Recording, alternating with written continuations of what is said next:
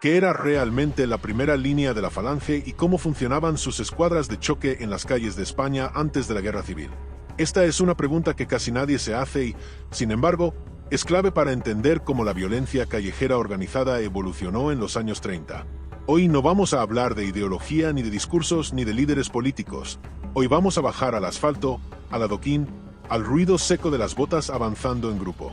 Hoy vamos a hablar de hombres organizados en pequeñas unidades, de disciplina, de miedo, de velocidad y de caos controlado. Hoy vamos a hablar de la primera línea de la Falange como si estuviéramos allí, observando desde una esquina oscura mientras todo sucede en segundos.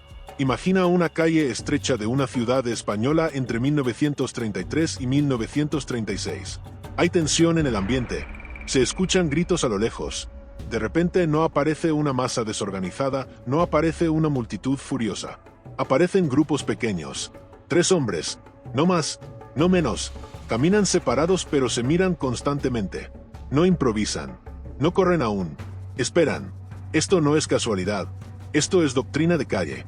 La Falange, en sus primeros años, entendió algo fundamental que muchos otros grupos no comprendieron a tiempo. En el combate urbano no gana el que grita más fuerte ni el que reúne a más gente. Gana el que se mueve mejor, el que golpea primero y desaparece antes de que el enemigo entienda qué ha pasado. Por eso la base de todo no era la masa sino la escuadra. 3 hombres que se conocen, que saben cómo respira el otro, que saben quién avanza y quién cubre. Estas escuadras no actuaban solas. 3 escuadras formaban una unidad mayor. 9 hombres, a veces 12. Nunca una cifra al azar. Suficientes para causar impacto, no tantos como para perder control. Aquí empieza a aparecer una palabra clave que debes recordar durante todo el vídeo. Cohesión. Todo lo que hacían tenía como objetivo romper la cohesión del rival mientras mantenían la propia intacta. No se trataba de ganar una pelea, se trataba de desorganizar, de sembrar pánico, de hacer que una manifestación aparentemente sólida se fragmentara en cuestión de segundos. Y cuando eso ocurre en una calle llena de gente, el resultado es siempre el mismo. Huida, confusión, silencio después del golpe. ¿Te has preguntado alguna vez por qué tantos enfrentamientos de la época terminaban tan rápido como empezaban? La respuesta está aquí, en estas escuadras, en su forma de aparecer y desaparecer, en su manera de usar el espacio urbano como un arma más. A lo largo de este video vamos a analizar cómo se organizaban estas unidades, qué tácticas usaban para el combate callejero, cómo aplicaban el golpe y huida, por qué elegían armas simples pero efectivas y cómo intentaban quebrar psicológicamente a sus adversarios más que destruirlos físicamente. Y te adelanto algo, nada de esto era improvisado. Todo estaba pensado para durar segundos pero dejar huella durante días.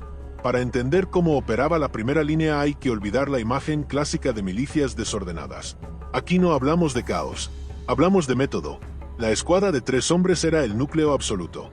Uno marcaba el ritmo, otro ejecutaba el contacto directo, el tercero cubría. No hacía falta hablar, bastaba una mirada o un gesto. En una calle ruidosa las palabras sobran. Estas escuadras se movían como piezas pequeñas dentro de un tablero mucho mayor. Avanzaban mezcladas con la gente, aparentando normalidad, esperando el momento exacto.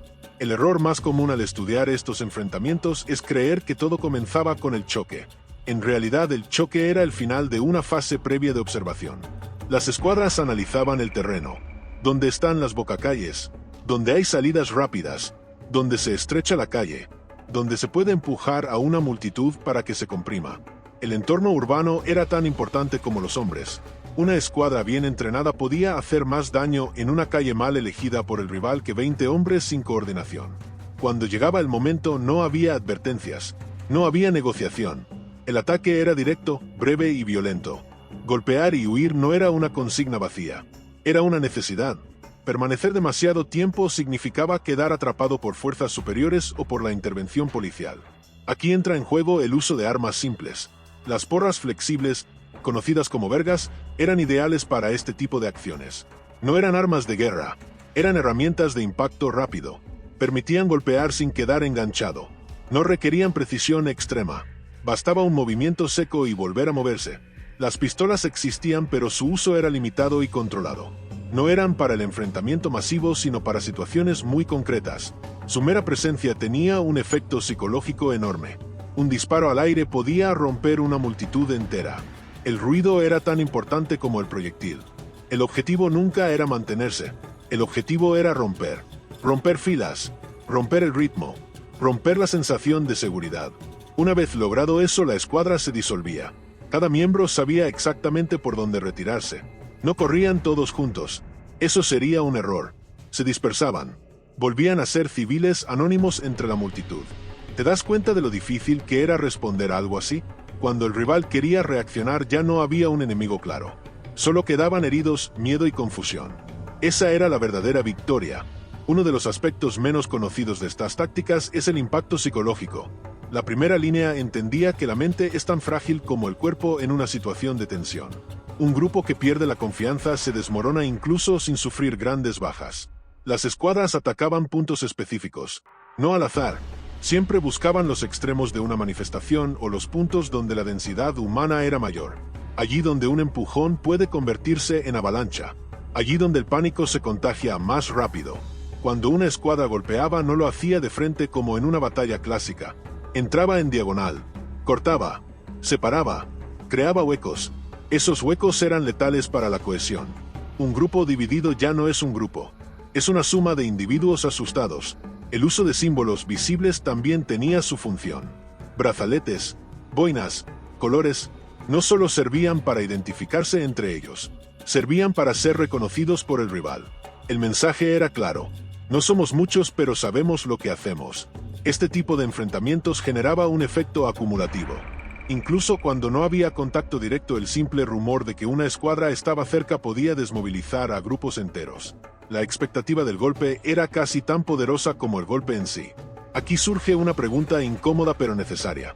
¿Cuánto de estas tácticas sigue vigente hoy en otros contextos urbanos? La historia no se repite exactamente, pero rima. Y entender estos mecanismos ayuda a entender por qué ciertos métodos aparecen una y otra vez en distintas épocas. La falange no inventó el combate urbano, pero sí lo adaptó a una realidad muy concreta. Calles estrechas, ciudades densas, tensiones constantes, y sobre todo una ausencia de reglas claras. En ese vacío la escuadra se convirtió en la unidad perfecta. Otro elemento clave era la disciplina interna. Una escuadra indisciplinada era un peligro para sí misma. El que se adelantaba sin orden ponía en riesgo a los demás. El que se quedaba atrás rompía la retirada. Por eso el entrenamiento no se centraba solo en la fuerza, sino en el control. Cada hombre sabía su papel. No había héroes individuales. El protagonismo era colectivo. Eso explica por qué muchos testimonios hablan de acciones rápidas pero perfectamente sincronizadas. La ciudad se convertía en un mapa mental. Cada esquina tenía un significado. Cada portal era una posible salida. Cada coche aparcado un obstáculo o una cobertura. Este conocimiento del terreno marcaba la diferencia. Cuando analizamos estas tácticas, hoy es fácil caer en juicios simplistas. Pero si queremos entender de verdad, debemos observar sin filtros. Esto no iba de valentía ni de cobardía. Iba de eficiencia, de sobrevivir en un entorno extremadamente hostil. El golpe y huida no era solo una técnica, era una filosofía. No exponerse innecesariamente, no luchar batallas largas, no desgastarse, aparecer fuerte, desaparecer rápido. Piensa por un momento en el impacto que eso tenía en la moral del adversario. Nunca sabías cuándo ni dónde, nunca sabías cuántos eran realmente. Esa incertidumbre era devastadora. Con el paso del tiempo, estas tácticas se perfeccionaron. Las escuadras aprendían de cada enfrentamiento, ajustaban rutas, cambiaban horarios, modificaban puntos de ataque. Era un proceso constante de adaptación. La calle no perdona errores. Cada fallo se paga caro. Por eso la experiencia acumulada era tan valiosa. Un hombre veterano podía marcar la diferencia en segundos críticos. Es importante recordar que nada de esto ocurría en un vacío.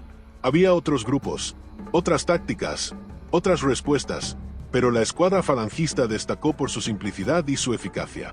Aquí es donde el análisis histórico se vuelve fascinante. No estamos viendo solo violencia, estamos viendo organización.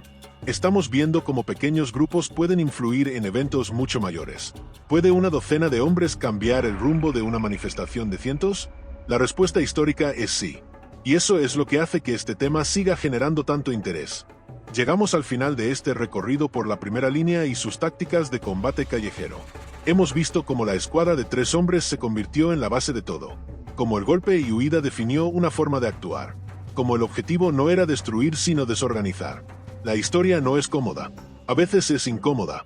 pero entenderla nos permite ver patrones, reconocer dinámicas y comprender mejor el presente. Si este análisis te ha hecho pensar, si te ha planteado nuevas preguntas, entonces el objetivo del vídeo se ha cumplido. ¿Crees que estas tácticas siguen influyendo en la forma en que se organizan los conflictos urbanos hoy? ¿Te gustaría que analizáramos otros grupos o contextos históricos con este mismo enfoque táctico? Si es así, deja tu opinión en los comentarios, suscríbete al canal y acompáñame en los próximos vídeos donde seguiremos explorando la historia desde el terreno, desde la calle y desde la acción. Gracias por llegar hasta aquí. Nos vemos en el próximo vídeo.